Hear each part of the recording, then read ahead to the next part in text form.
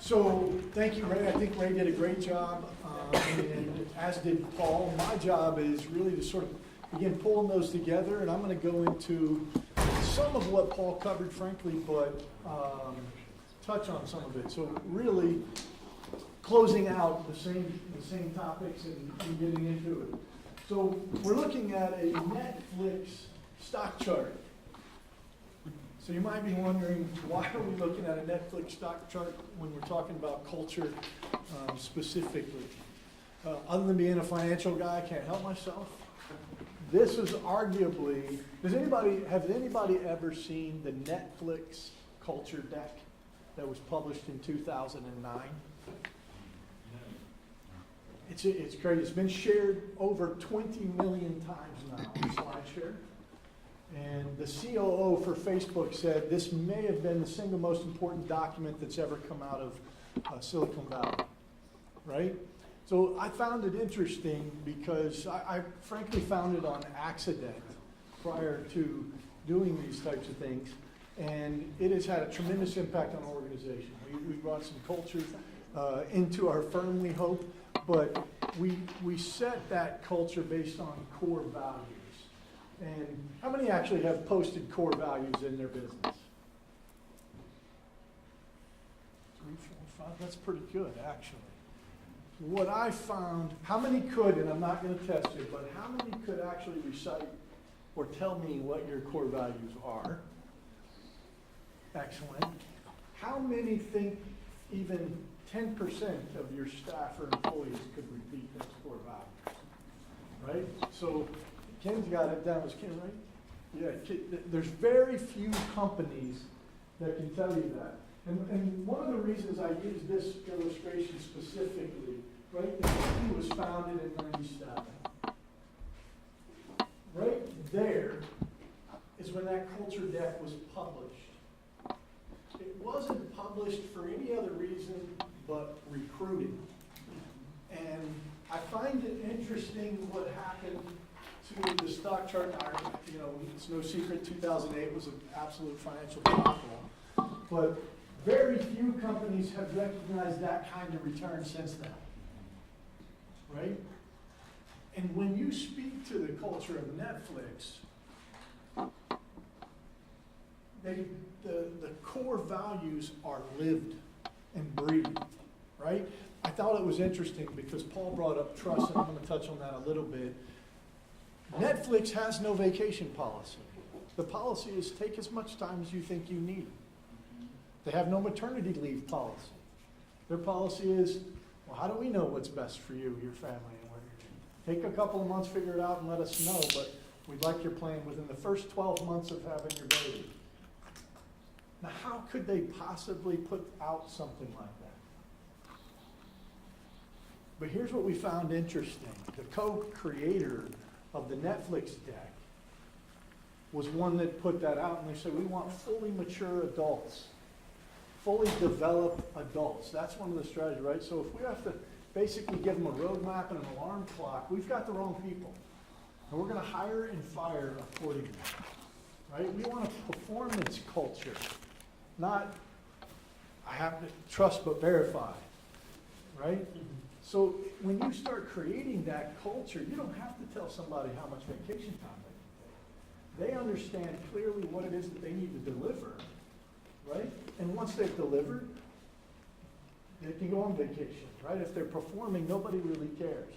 But one of the things that I think was interesting that she talked about was we have to live those core values.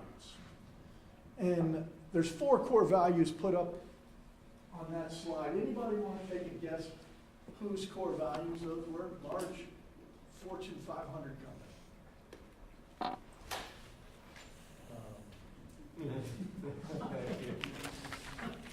Right? The financial giant that went down the tubes, they've lost their name. Completely down the tube. I love the number 1 core value. Most of them are all in handcuffs, right? We get to spend their time completely differently than they were previously. But that's an example of what not to do, right? The crazy part is, and I had a picture, and I'm just shortening it up, but they put these core values were like etched in granite. They were gigantic. you walk into the building, but were they lived by the firm? Clearly not, right? The leadership team will set the pace. Actual company values opposed to nice sounding values. So what I put that up there for literally is when you think about your internal clients, right? Do they represent those values? How do you reward those core values? We had the privilege in our last CEO forum, leadership forum, to have a gentleman that started a company by the name of Valentree. And he shared his taking values off the wall. So literally in a weekly meeting, they discuss a team member who represented the core values or one of those core values, and they tell a little story about it, things of that nature. And I thought it was a great way. So they make it a part of who they are and what they do, and everybody can recite those core values. So take the time to do that in your firm and live by them. 25 leadership professionals, right? And we just talked about this, and there's tons of studies. Ironically, this morning, a paper came out from Harvard that talked about leadership and its culture. And I really, again, think Paul did a great job. But what they determined through all of these things is there's 4 core pillars. Trust. We're beating that into the ground, right? There's some consistency there. So I'm going to spend a little time on the others. Opportunities for learning. One of the most interesting things just happened in my firm, right? I'm talking to our staff, and we got this conference coming up that I'm frankly kind of whining and complaining about because I got to pack up. I'm out of the office 3 days, blah, blah, blah. Right, we're going crazy. And literally in a team meeting, like 5 people were like, well, I'll go. I'm like, no, you don't have to do that. And it was like, no, I really would enjoy doing that. Right? So we started thinking about why would we send, this is a few years ago, but what we realized is they saw it as an investment in them, an opportunity to learn. You're putting them out in the workforce, so to speak, and in the world, and giving them an opportunity to bring something back to the firm, right? As leaders, sometimes we think we're the only ones that can do that. You'd be shocked what will happen when you let them do that. And don't be incredibly surprised if they're substantially better at it in many cases than you are, certainly in certain areas, right? Ray did I call it an activities inventory. So we sort of the same exercise, list all the things that you do. In fact, my own personal performance coach we literally have to do this every quarter. And you write down everything that you do for a whole day, and if you don't think it's consistent, a normal day, do it again, until you feel like you've got them all out, right? From reading email to taking calls, blah, blah, blah. And then he does the same quadrant, in essence, and we categorize it.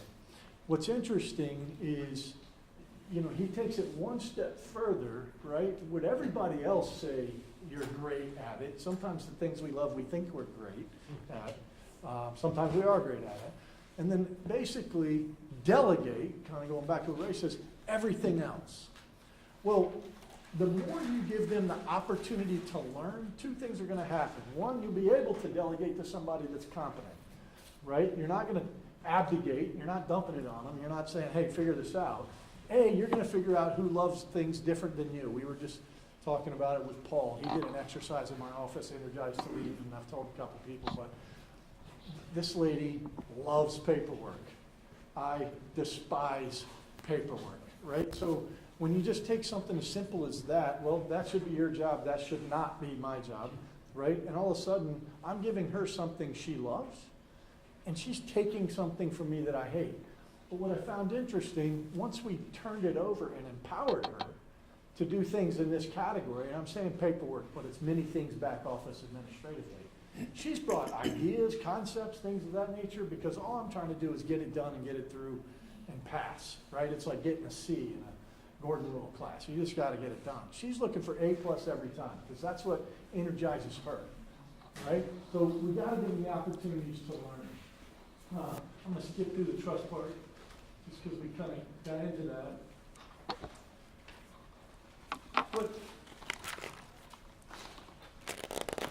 learning, when I'm saying, obviously you're going to see tremendous benefit from them learning different things.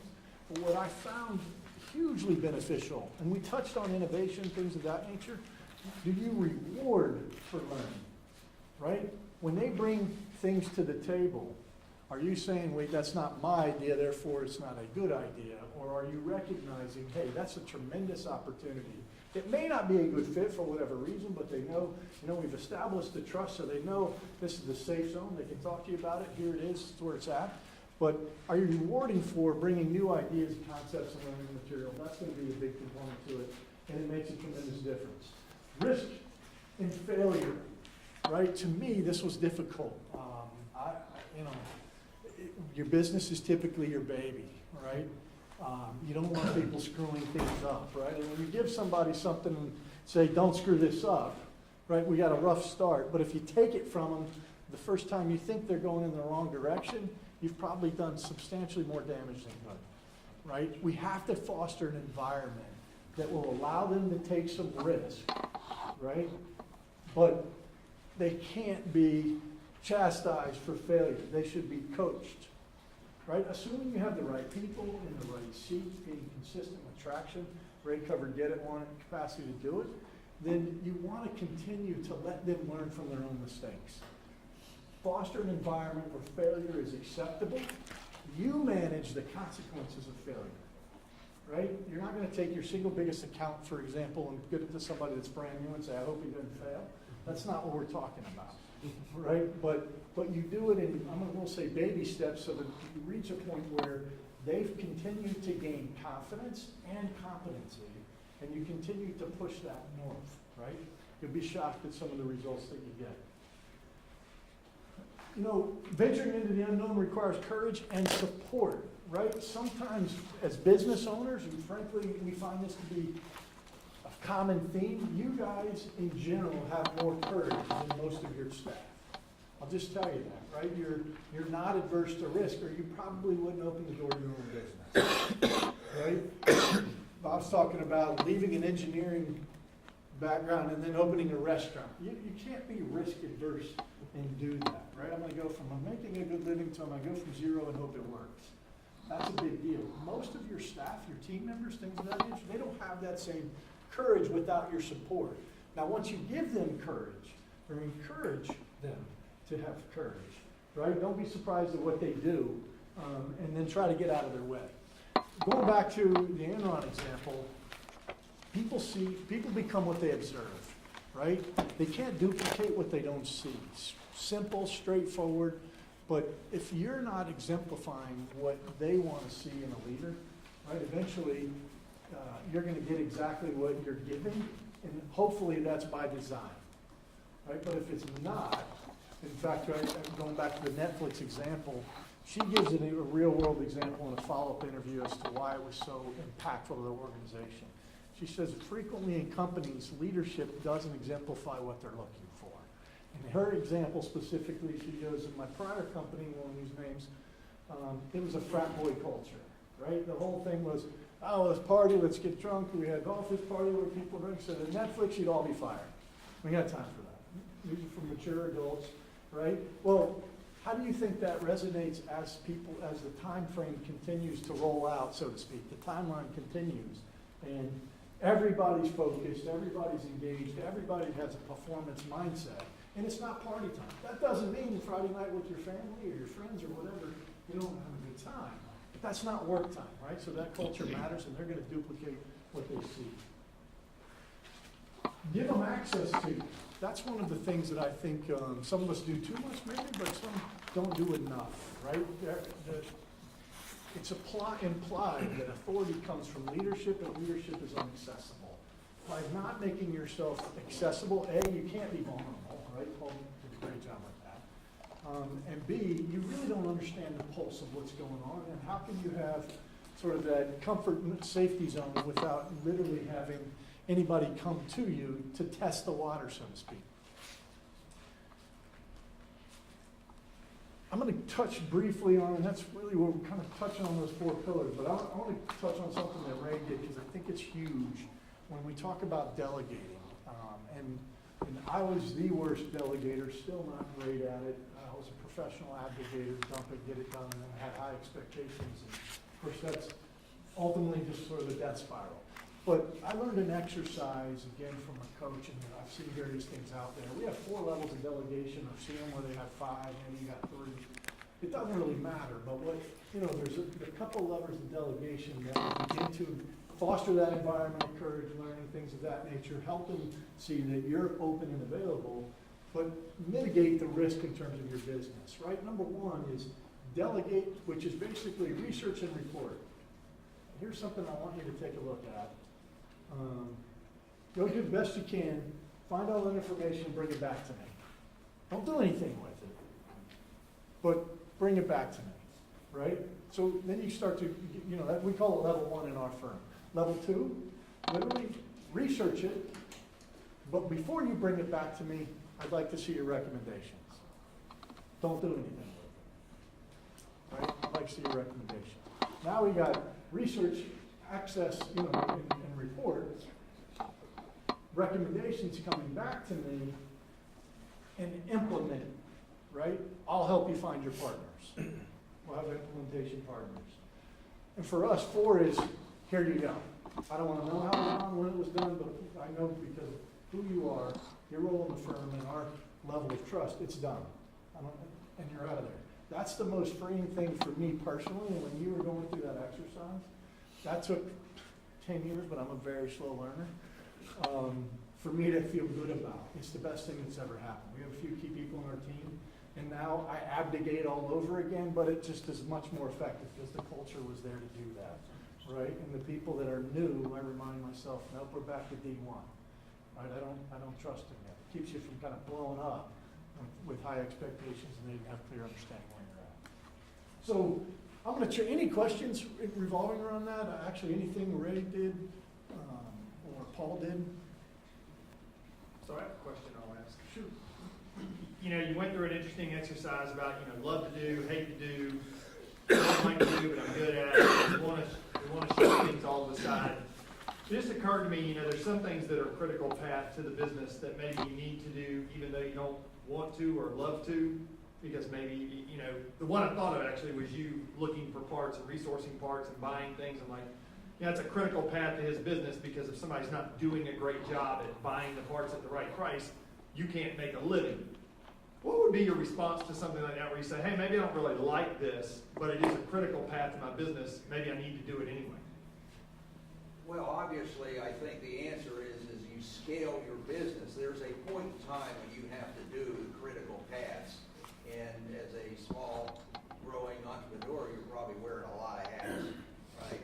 But I think the idea is if you really dislike something and are not real good at it, even though your function is a strategic part of your business, that needs to be on the list of how do I delegate that when the time is right. You certainly aren't just going to delegate it and then all of a sudden it crashes, but to build that, you in your mind, because I think my satisfaction in my life and business has been doing the things I love to do, where I want to really get involved.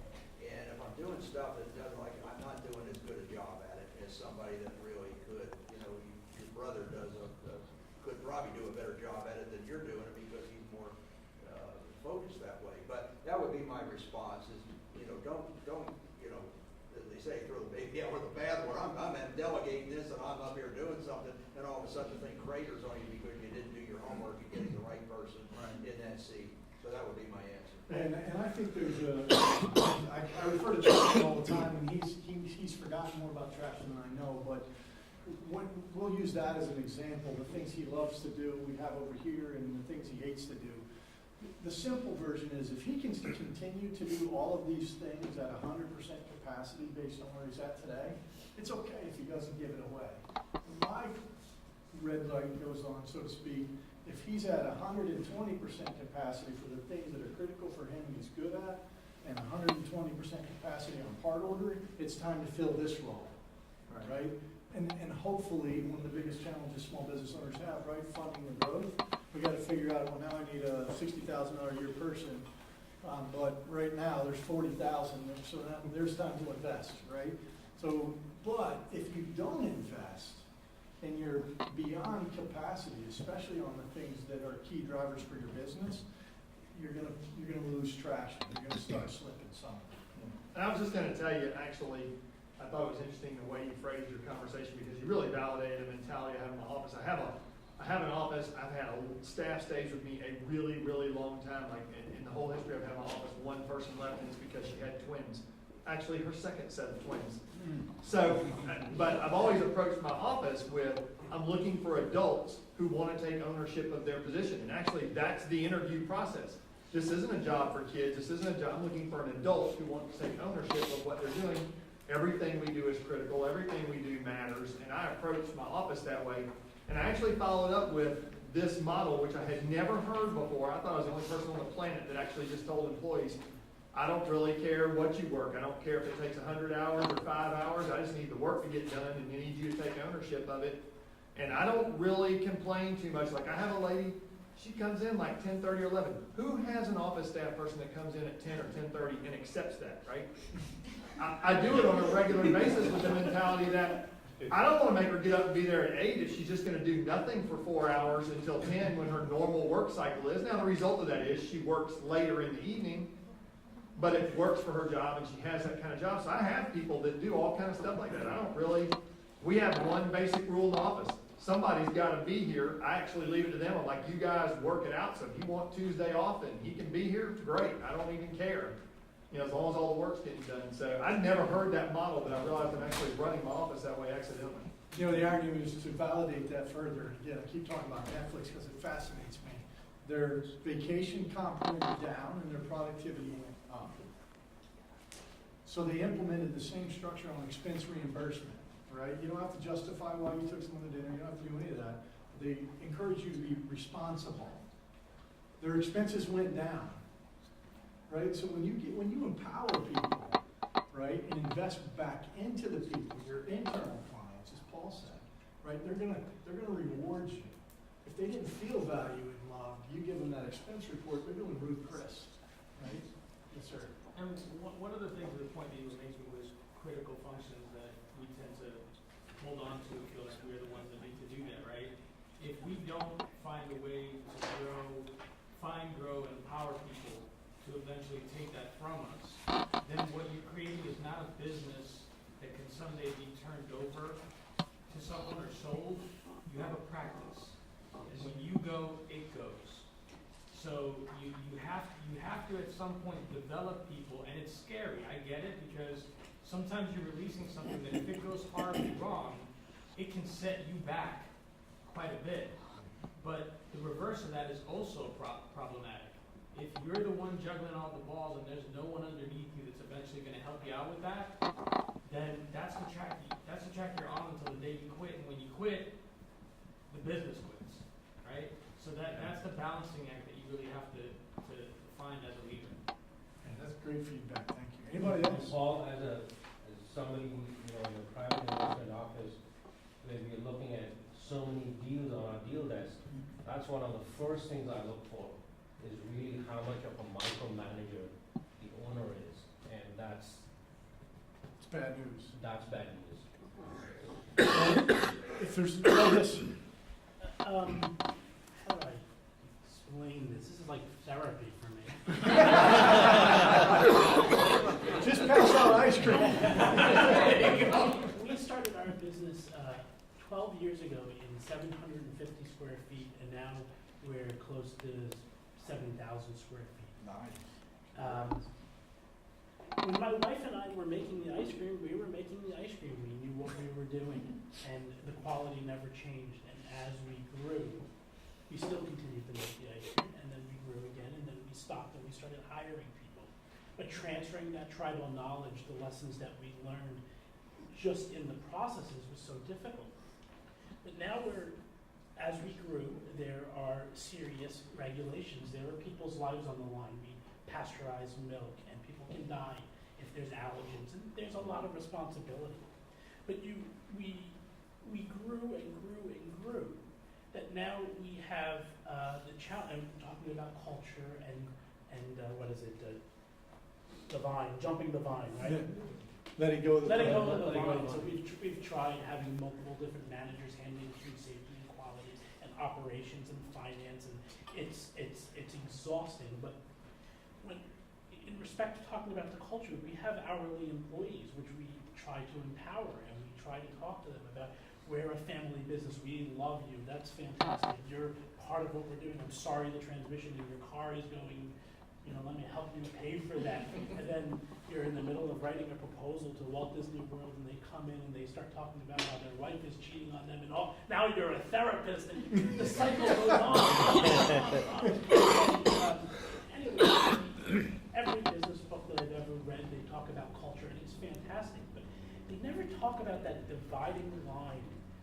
I come from the film world, so above the line and below the line, your producers, and then your technicians. So these business books talk about the culture, the business culture of above the line, the executives, the people that are sitting here in the room.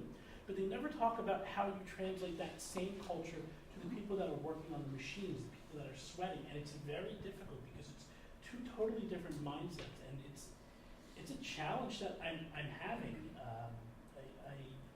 I was joking earlier about the legal aspect and the HR aspect. I'm writing a contract for a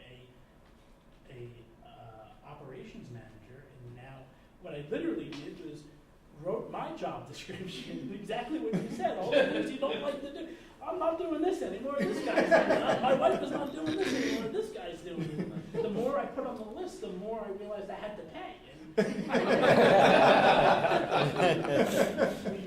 We tried many versions of managers, and now I'm forget about it. I'm take all my money. I don't even care anymore because it's the quality of life. But it's really I'm kind of venting and adding to the conversation, which is it's very interesting to hear all of this because it's what my biggest struggle is the culture and letting go of the vine and handing these responsibilities over so I can move on to the next level of my empire.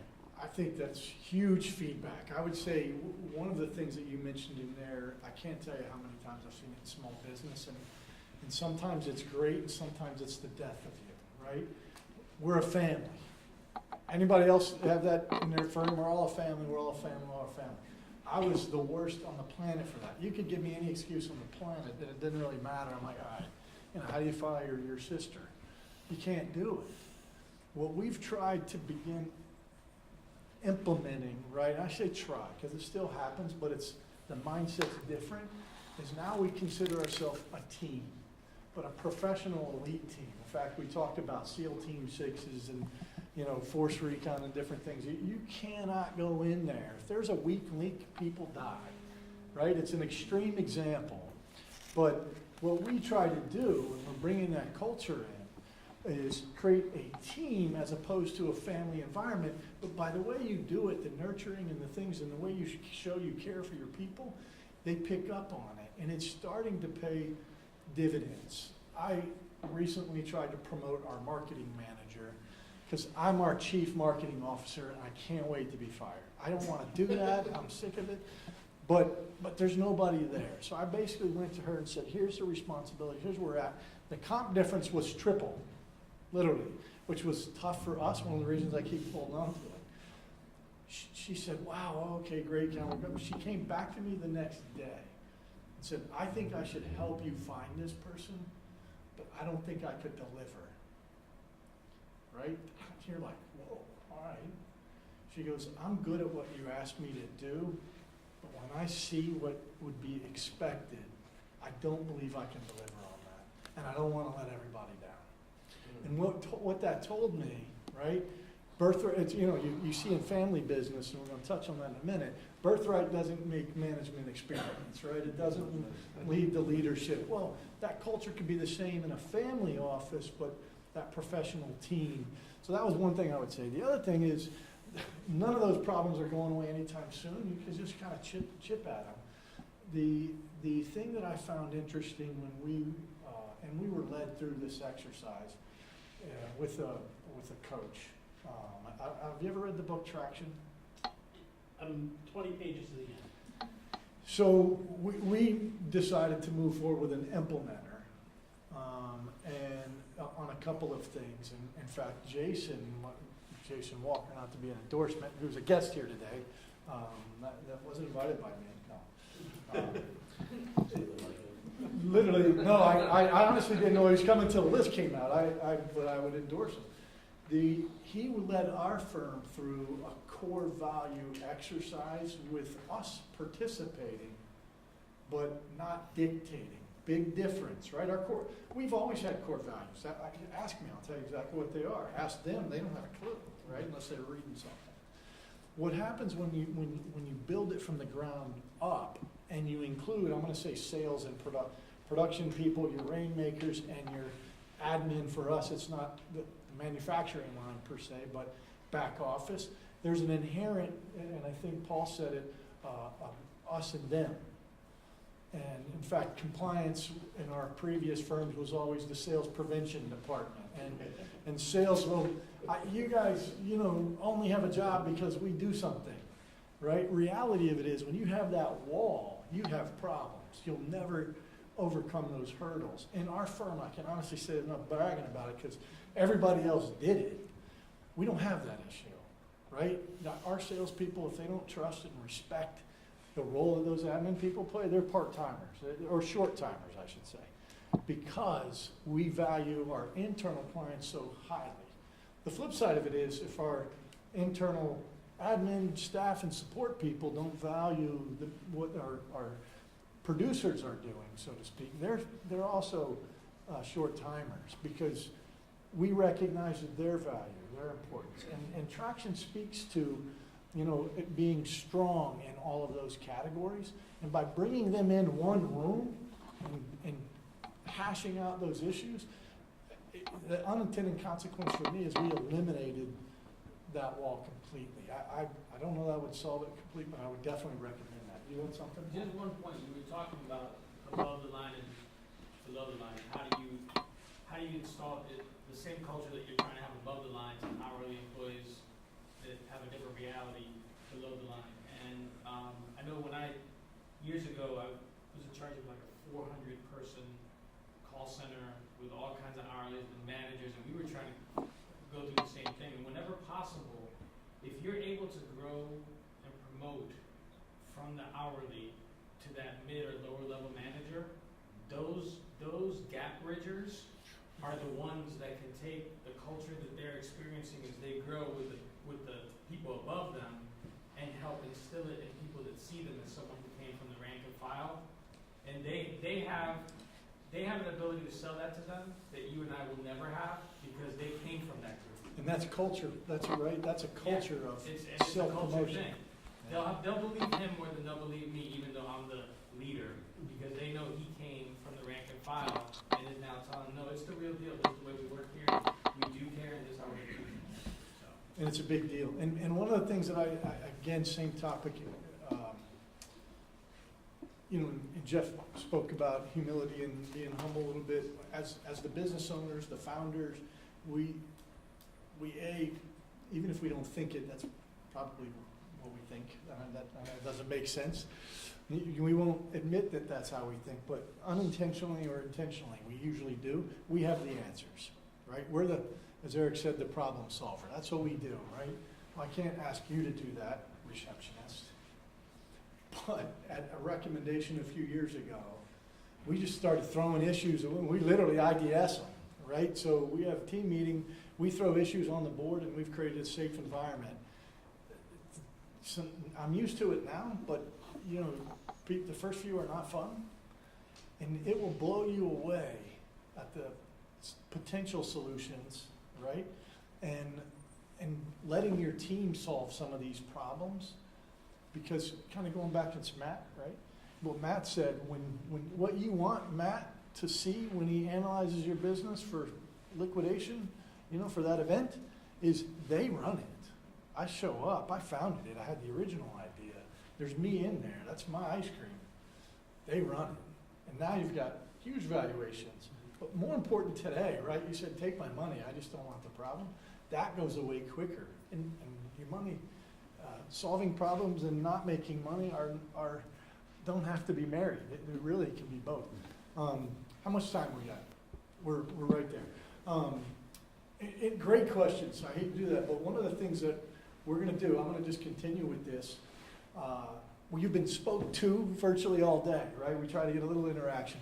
We're going to take the next exercise. It's a real live current case study that some members of the dream team in here are actually working on. They are clients of our firm. It definitely has been changed, so just, so you know, don't, you know, but all the moving parts are there. Names, companies, and stuff of that nature, even network numbers are buried. But our goal is to walk you through some of this, right? So you guys don't have to expose everything that's going on and talk about it, but hopefully we're gonna touch on some of these hot items, because Brandon did a tremendous job of saying, these are some of the issues I'm having. Most of us have been there, right? Or we will be there, depending on where we're at in our growth cycle. So I'm gonna kick it off. First of all, you know, I felt like obligated to say, because when we see this, one of the things that we don't realize, right? You small business owners, and small is relevant, right? It's smaller than Google. You literally are the bread and butter of this country, right? Almost 50% of the GDP, huge contributors, and without you, this isn't the greatest country on the planet, right? So I think I wanted to start out with that. But this, it blows me away. You can't appreciate it until you're where you're at or where you're going. But as a business owner, transition is almost always one of the most difficult challenges, right? Paltry second generation survival rate, and virtually there is no third generation survival rate. It's just a teeny tiny percent. So what are the things that we can do to help that? We wanted to talk about it. This was not my statistic. I thought it was like 75. I've seen numbers as high as 90. Doesn't really matter, but an overwhelming percent say, I'm going to pass it on to the next generation. Anybody here want to pass their business to the next generation? Right? Okay, there's a few of us. And we're going to get to some of the challenges, but not everybody gets even the opportunity. And I like this quote from Sugar Ray Robinson. You always say, I'll quit when I start to slide, then one morning you wake up and realize you slid. Right? It's too late to begin doing that. Business owner client of mine, 59 years old, literally came to me finally about 5 or 6 months before, said, I'm ready. I need to build the infrastructure. I got to get out of this thing in 3 to 4 years. Back in my office in 4 months, cane, major issues, face sagging, huge stroke. There's no way we can even leverage that guy's talent to duplicate it and implement the things that we would have had we started 3 years ago, right? So we don't want to wait till we slid, if you will, before we start putting those pieces in place. With that being said, money isn't everything. Right? In fact, in the grand scheme of things, it means very little. Regardless of where you're at with your faith, you can put as much money as you want in your casket. It isn't going to impact anybody or anything. Right? So we've been talking a little bit about legacy, and Paul opened up sort of with the timeline, exercise. And I think that doing it by design is the single most critical thing. There's no real right or wrong. If it's done the way you, your wife, your other owners, your partners, whatever, wanted to do it, because it's your business, right? So I think that's the critical component of it. Some starting points, just so you talk about doing it by design. And what is my business worth, right? I would probably say most of you, it's not worth quite what you think it is today. I've never seen a business owner that's businesses worth more than they think it's worth. And that's the norm, right? Have you ever seen one that thinks it's worth 2 or 3 times what it's actually worth? That's not the norm. That's the norm. The problem with that is there's several things. One, you have to find a sucker to sell, right? And that's not ideal. 2 is you sort of count on artificial numbers. My business example, for lack of a better term, is the perfect example of that. I'm 3 years away from retirement date, his date, not mine. And we have, I'm going to say, currently a valuation that's probably not accurate. The major challenge with that is, A, he's going to give a lot of money away to the kids. B, he's going to pay off a lot of stuff. C, he's going to be buying a lot of things, and what's left he should be able to take a 3 or 4% withdrawal and live on happily. And it's just not going to happen. if he gave away exactly what he told me he was gonna give away to the kids, he actually gave away more than I think he's gonna end up with net of taxes. Right? So that's why we wanna talk about it today. What do you want it to be worth tomorrow, right? As an investment advisor, so to speak, we always talk about retirement planning. Here's our number. What's your number, right? We need to have that number for a business owner. And if it's worth $1 million today and the goal is $4 million, we need to have a plan to get there, right? Just revenue growth isn't gonna do it. It will help, right? But we need to understand what infrastructure do we need? What else do we need? This is the big one, right? Can it run without you? The business example I'm gonna give you, quite frankly, and I know him very, very well, in the absence of the primary guy, I give that business 24 months. And that's horrible. The part that really kills me is I'm very close friends. And by the way, they gave me total permission to do this. I showed them what I'm showing you. And the main man, if you would, is not ready to be heard, to listen yet, right? Everybody else recognizes it. In fact, the people he told me, very similar to Ray's example, the people he told me was going to take over the company, unanimously across the board, all 4 people said, I'm not even remotely ready to take on the role that he thinks that I'm going to do. One just flat out said, I don't even want the job, I'm not capable of doing the job, it would be a disaster, I'd probably quit. What about the rest of the family? They think you're doing that job, right? So these are the things that you really got to think through. Who might want it in the future, right? She's a perfect example, Ray's a perfect example. If they don't want it, and you try to force it on them, it's going to be a disaster. So let's just go through American Highway is the name of the company. They are, and basically here's the exercise, right? I'm just going to outline rough draft, and we obviously didn't try to get to every intimate detail. The mission here is to be interactive, to create an exercise that would hopefully begin to spur thought around your business and some of the things that you experience on a daily basis. And we have 2 esteemed experts, frankly, Jeremy Sloan, LLM, top-notch tax attorney, right? Does a lot of M&A, which is huge. When you want to sell your business, you want to know what it's worth and what makes it worth more, what makes it worth less, and what could go bad, the legal side of it. And Jed Grinnan from Grinnan Fender has some Paparod, tax expert, primary client base, business owners, I won't even say small business owners, they got some fairly substantial companies that they manage with that firm, really understands the value of both planning, but looking at it from a tax perspective, right? Because that matters. The single biggest expense you'll pay between now and the rest of your life probably isn't your mortgage anymore once you're a business owner that's rich, at least, stage 2 and beyond, right? It's taxes. So it matters it's what you keep, not what you sold for, right? Hey, Chris? Yeah. So just to give you guys an example of why it's important to be planning in advance of these things happening, I just had a client who overseas working for a company, they sell the company to a third-party buyer. That transaction just closes within the last week. He sends me an email and says, hey, I've got a bunch of these payments coming in connection with this transaction. How should I structure this?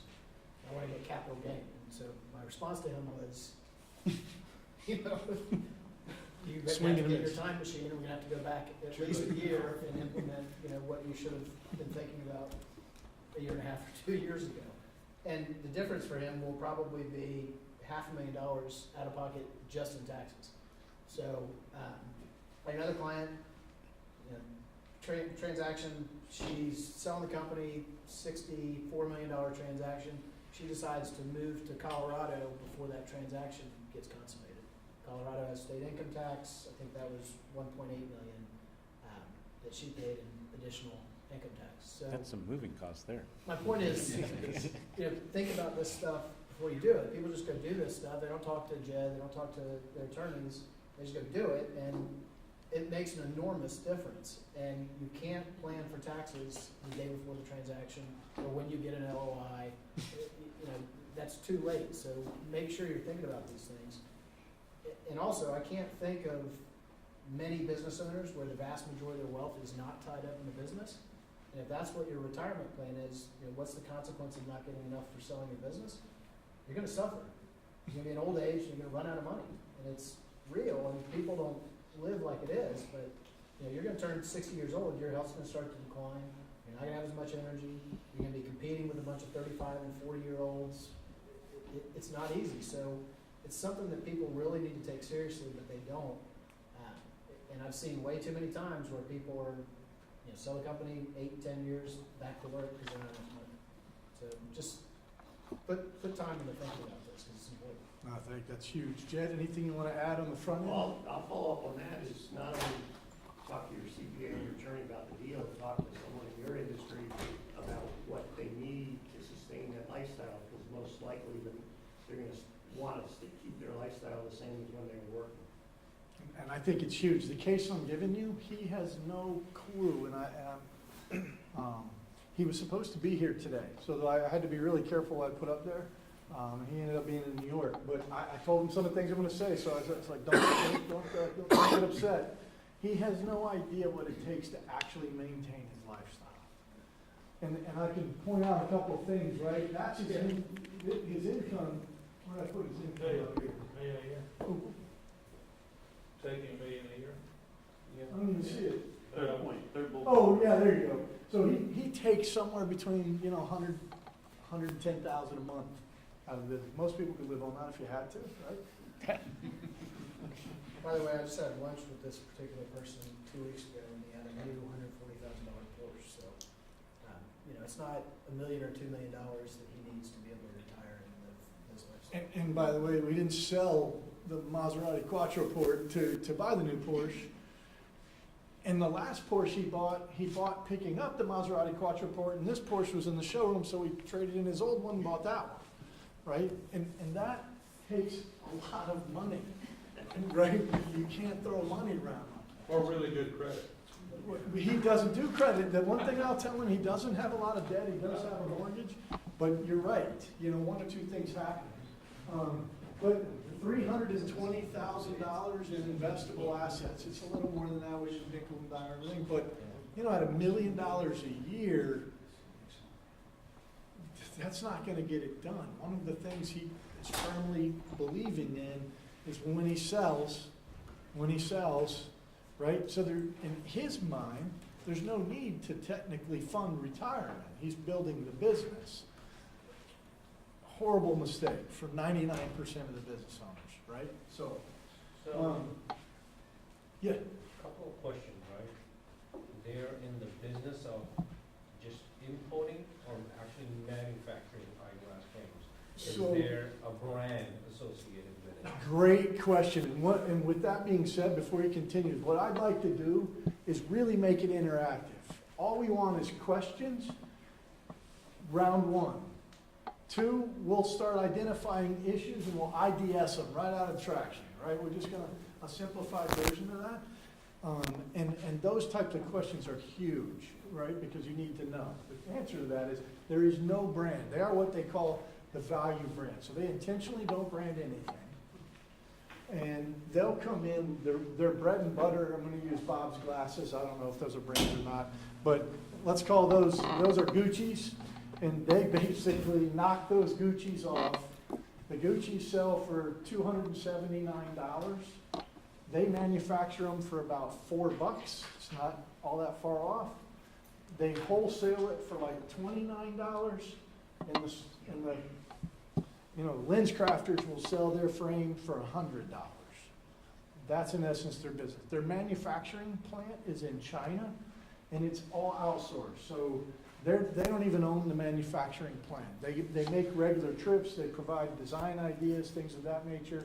They obviously have to worry about, they want infringement on, they don't want backwards G's and it looks exactly like it. They don't even try to pretend that they're manufacturing a specific brand. They don't do any polarized lenses, things of that nature, because they want the lens crafters of the world to make prescription lenses, do whatever they want to do and sell it in there. Great question. Yes. What's there's 7 family members of the 17 employees. Yes. What are the ages of the other 10, and what is their average wage compensation annually? So it's a really interesting compensation structure. If you're a family member, you're paid $65,000 a year. How they get to that number is beyond me. And then everybody else is paid peanuts, you know, somewhere between literally $11 and $14 an hour. What are the other roles inside the organization if all of it's outsourced? Is it mainly a distribution site, inventory and distribution? Mostly inventory distribution at the main warehouse. They have quite a bit. I think it's about 20,000 square feet. Don't quote me on that, but that they rent. They don't own the building. And most of those employees are managing some aspect of that. One key employee is the son. I wanted to make sure I had the name right, because that's not their name. So Adam is a key employee, and for the warehouse, and if he had a title, it would be warehouse manager. So there is actually no management that's not family. No. And they don't own anything, so to me, it doesn't look like a business that a lot of people would really want to buy. You know, and it's all family. It's all family. So those assets that he's buying, the cars and everything, was he doing that through the company? Those No, are- he doesn't. You see that 450,000? I've seen that 1.5 million, and I've never seen it less than that. It's not even currently that, but that's the lowest I've ever seen it since I've known him. No, but those So- Porsches, are they company All vehicles? personal. No, Okay. all personal. He has a classic Mustang. He just bought another car. I forgot what it was. Some rebuilt Chevy at what do they call it? Big auction. He's not aggressive on tax related issues. Okay. Yeah. So, sales channels, let's talk about that. If all these Great selling question. eyeglasses, does he have, or they have contracts, existing contracts, and a pipeline, some sort of AR in place? Yes. And who's that AR? Yeah. I mean, is he selling to Disney, and does he have a contract for the next 5 years, just as an example, to Yes. supply X amount of glasses? So great question. They have they have a number of selling agreements, mostly, believe it or not, with smaller, 4 or 5 shop type places where they distribute stuff. They have a few, nothing like a Disney, a few of those. The largest one, though, is a healthy chunk of that total revenue, maybe 35%. But that arrangement has been in place probably 10 years. And it's grown every Just year. the Rolodex? That's part of the problem, right? So That's the what- owner is as good a guy as you will ever meet. Oh, right? yeah, he's awesome. He's got all these relationships with, retailers around the country that will continue to buy from him, but something happens to him, obviously. Yeah, they renegotiate their contract here. Here's what I found out, if I may. No, for a please. second. Like, when you're looking at businesses, evaluating businesses, and a lot of you guys probably already know this, right? This is the curve here.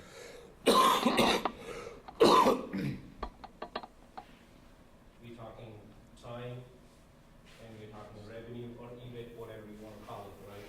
You start from here, somewhere here, and at some stage, unless you're reinventing yourself constantly, it goes down. It always goes down, numbers to prove it, right? This is where most people decide to sell their business. Oh, crap, I'm not doing so well as I was 3 years ago or 2 years ago. Maybe it's time for me to get out and let somebody else do it. But this is the evaluation they want right here, right? It never works. Because when people like me, you, everybody else comes in, I look at this curve, starting from this point onward, and see where it's going and what I can do with it. And then that trend is the wrong way. And the trend is in the wrong way, and if you have Trend is nothing. not your friend. Yeah. So, No, thank you for that. Right? I would look at that and think, most of the people he has contracts with are probably very similar to him, and all their businesses are gonna be going away or selling or transitioning management, those contracts will change. Now, I will say this. What's his name? Mark is a good relationship guy. He's as close to dad as he gets. He couldn't run a business if his life depended on it. He would tell you that. But he will hustle, he will sell, and he's a great relationships guy. And finally, about 3 years ago, they got him meeting with these relationships. He goes to China with Dad, things of that nature. So what issues do we have? And one of the things, is there anything you wanted to add, Jed, from the tax side? Right? Obviously, with the money he's pulling out and the taxes he's paying, he's got an opportunity to be more aggressive in pension planning. And that's why I asked what's the age of the others, is because at his age, if everybody else is young, they're family members that he doesn't mind contributing to. You know, he probably would like to switch to a defined benefit plan and supercharges his retirement over the next 4 to 5, 7 years. So at least if the business doesn't produce the selling price he wants, he'll have the cash that will be funded basically by the IRS over the next 5 to 7 years. And you know what he's bringing up, right? And I put this number because that makes me cry. And the only thing I can say, I'm glad it's his dollars and not mine, right? Although I would like to have some of the same issues. The thing that Jed is bringing up, and I'll put it in the form of a hypothetical question. If we could carve $100,000 off that tax bill, redirect it instead of $10,000, $110,000 into a defined benefit plan that would provide him a pension or an income for life, independent of the business, would that make sense? Sure. That probably makes sense. So we talk about pension benefits. I'd like Jed to address with the new tax law, the impact to S corporations as it may relate to this one. Yeah, the new tax law, if you are a pass-through entity, there's a new deduction, it's a 199A deduction called a qualified business income deduction, which basically, if you qualify, 20% of your pass-through income is not gonna be taxable. So in this gentleman's case, most likely, he would get a 20% right off the top of his taxable income that comes through to him from his K-1. There is limitations on compensation. I mean, if he obviously has a taxable income more than $315,000, so there'll be some testing involved with wages. You know, so he has to have at least 50% of the wage base to be able to take that 20% deduction. It would be either the lower the 20% or 50% of his wages. Yeah, and that's part of the challenge. So, yeah, so there's Would you get any R&D Yes, that benefits was my from question. China? If we based on how he reports, is there any R&D? Not because it's overseas, there would not be. Wouldn't the new designs, though it's not manufactured here, but wouldn't the research and development on the designs for these products be, count for that? There'd probably be some of it, but but it doesn't look like anybody on the staff is doing that design work based on the descriptions that are up there. It's limited, but yeah. And that's what the R&D credit based on wages. So would you mind doing a lightning round of issues? Is that what you're doing? Yeah. Oh, there we go. Sorry. Yeah, way ahead of me. What other issues do you guys see, right? We'll try to get to resolving some of these. Is revenue growing? Revenue's growing every year. At what rate approximately? That revenue number is 3 years old. It's more than that now. Like- They were at 11 employees when that number. 5% a year, that- 10% a year, 20? I'd say more like 15. Do the children actually want to work there? They love it. They'd work there forever.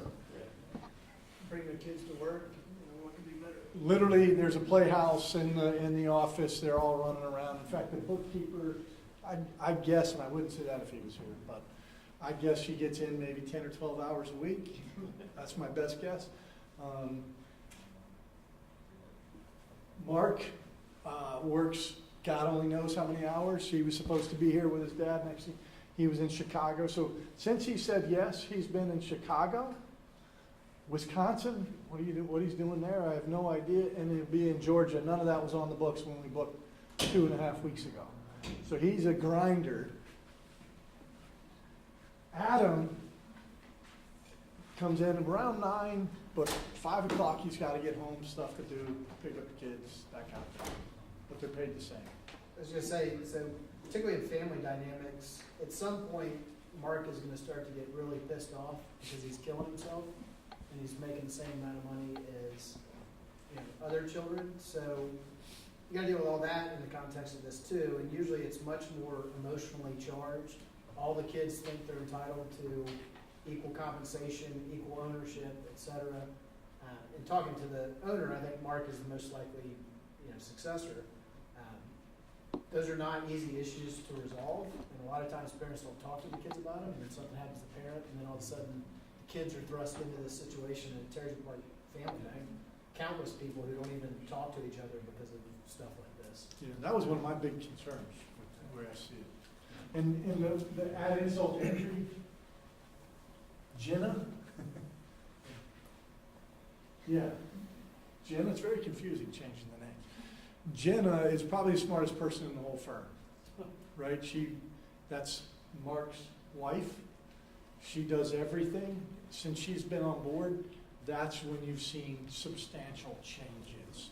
Like, Dad making that kind of money used to take timeshare sheets, add up all the hours, do his own payroll, and write everybody checks, right? I suggested we may hire a payroll company that, when you got time for that. Jenna, I pitched the concept to her, and she's like, what are we doing? We got the liability, we don't know how we're doing it. We're paying the guy $10,000 to do payroll. It could cost us $300. And convinced him of it. How involved are all the children and the parents in like executive decisions of the company? 0. Ray will let you know what you need to do. So none of them have had exposure of leading their company. You say they're all working silos. So, yeah, they do as they're told. Do they even meet? Like other than family meetings, do they have actual business meetings where they're talking about the operation and production? and Nothing strategy? consistent, nothing consistent. So from an outside perspective, is the business actually running efficiency? If there were managers taking the place of these children that are not working full 40-hour weeks, would the company be more efficient? It's a great question. I would say 2 things. Management would definitely bring down margins, right? I personally think they would grow exponentially as soon as you did that. If what? If you hired management and an actual sales team, I think this would be $50 million in 5 years. So these children, are they the right people in the right seats? Some are literally filling a seat. I think she could not show up, nobody would say a word, frankly, and she would collect her check and everybody's good. Chris, this actually hit my family business back in 1991 when we were about to make an acquisition. The issue here was that this is exactly the model we have in my family. At my suggestion, I asked my father, whom Jed knows personally, and my uncle, to bring on a board of directors. My father served on a bank board for basically 15 years. He knew what that was like. I encouraged it because I knew that this went on. And I'm a firm believer that if you have an outside board of directors that the company's paying, so you're talking about Jeremy, a guy like you, sitting on my board, okay, and same thing, Mike, you're there, you're taking time. Those children have to report on a quarterly basis or a board meeting. Okay, so we tried to do that, but it died a quick death. Part of the reason is because my father and my uncle grew increasingly skeptical because they knew what they had to do in order to make the thing go. And it probably would have just flown right in the face of what everybody else thought. So they didn't want to take the time. Today, I think is a very different environment. I encourage in something like that, the way you get rid of the family issue, in many respects, is there's outside responsibility coming in, required responsibility on the inside. Yeah, and this is obviously a shameless plug for some of us that are sponsoring it, right? But I literally mean this sincerely and do it in my own business. You got to put together sort of your dream team, right? Think of the key components, right? In this particular panel, we got an attorney, we got a CPA, wealth management guy. Ultimately, you need to have trusted advisors that you can come to, look at and see where it's at. Because you don't know what you don't know until you know. By then, it's too late, right? To Jeremy's point earlier. So let's go through some rapid fire, some things, right? Jeffrey just said, we're gonna try to wrap this up in 5 minutes, is that? Yeah. Board of directors is a potential solution. I'm gonna say, build dream team. These are different, and I'm gonna tell you why. Build dream team. And all of these, I'm gonna call professional staff. They may or may not be, right? One of your key vendors could give you some of the best advice you've ever got. They're not somebody that is an attorney or a CPA, right? So your financial dream team or your advisory dream team. What else?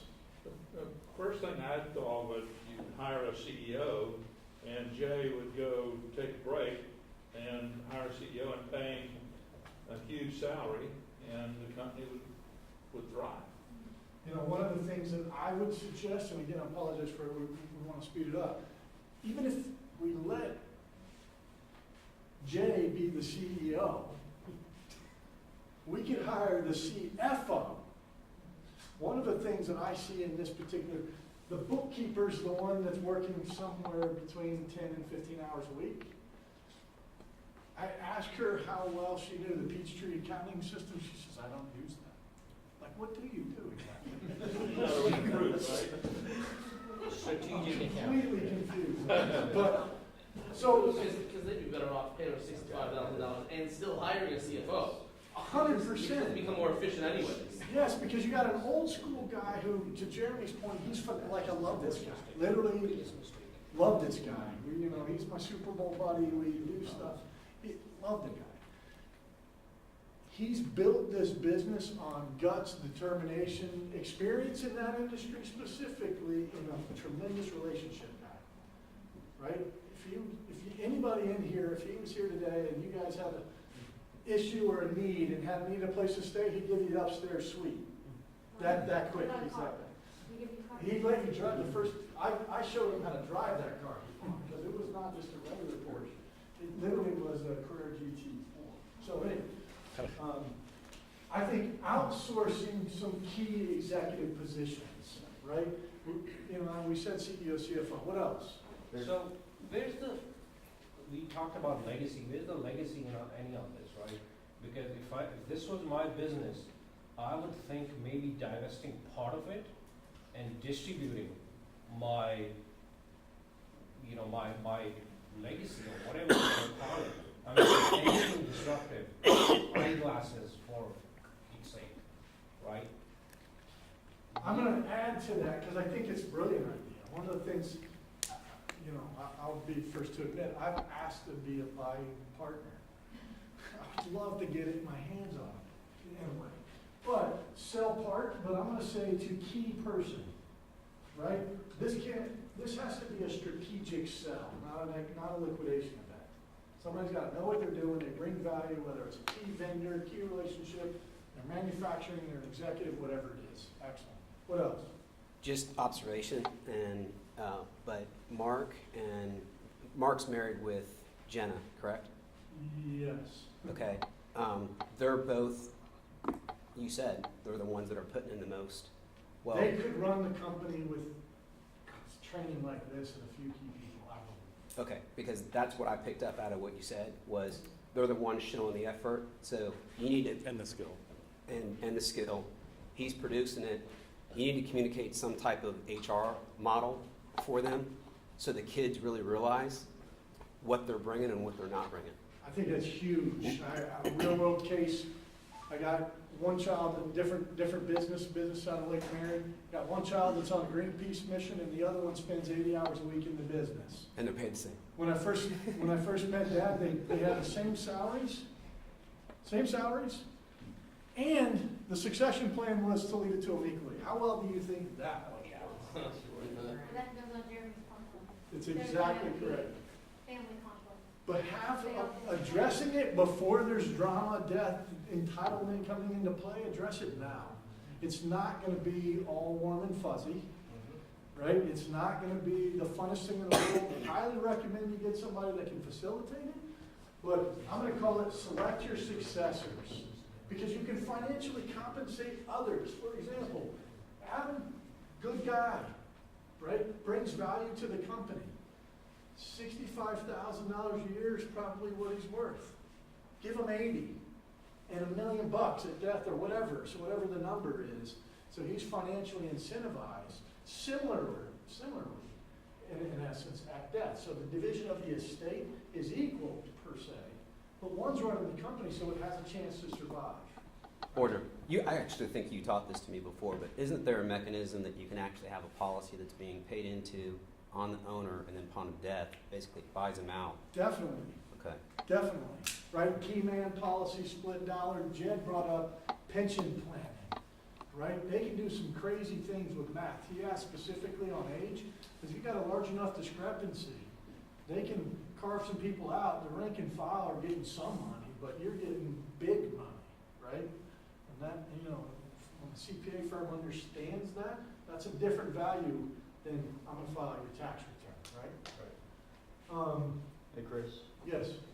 part of they're gonna need some significant executive team training on this, because you've got a benevolent dictator running the organization, right? And they're leaving to try to lead this team, this group, to operate as a leadership team, and if they've not ever done that, they're not going to function. Huge, right? I was hoping somebody picked up on that. I even skipped trust and our leadership pillars and went right to training, right? We talked about learning opportunities. You got That's the bull so elephant. You got the bull elephant going to go away, and now you got a bunch of young elephants around. And I don't know if everybody knows that analogy, but you got a bunch of young elephants, male elephants, without the bull elephant around. They cause chaos around. They destroy things, and the story was they brought a bull elephant in, and the dominant male was able to keep all the elephants at bay.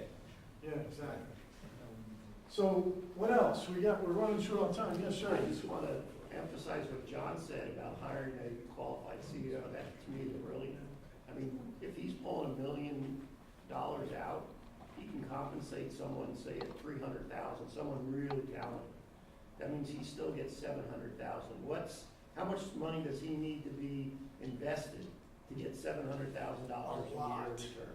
Yeah, and that's So something. you don't even have to sell the business. Just get better management and pay for it.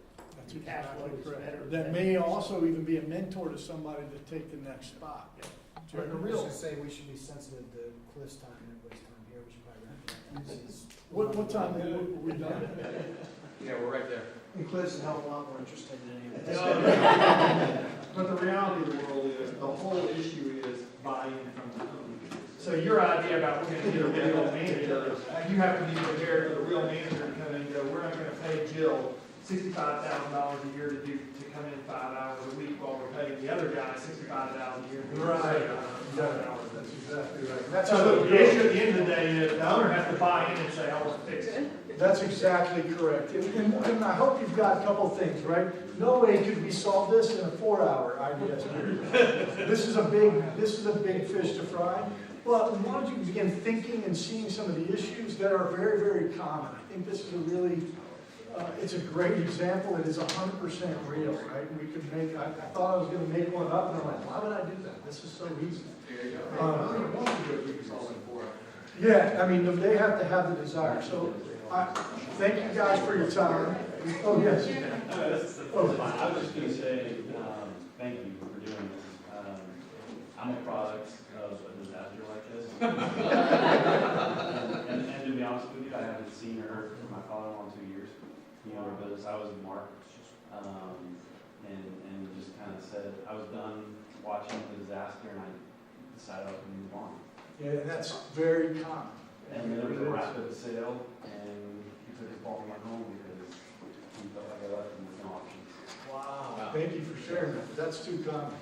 So all hypothetical. Now we get to hear from somebody that's actually done it, real world, and his story, his perspective. I'm going to turn it over to you, Cliff. Thanks. Great deal.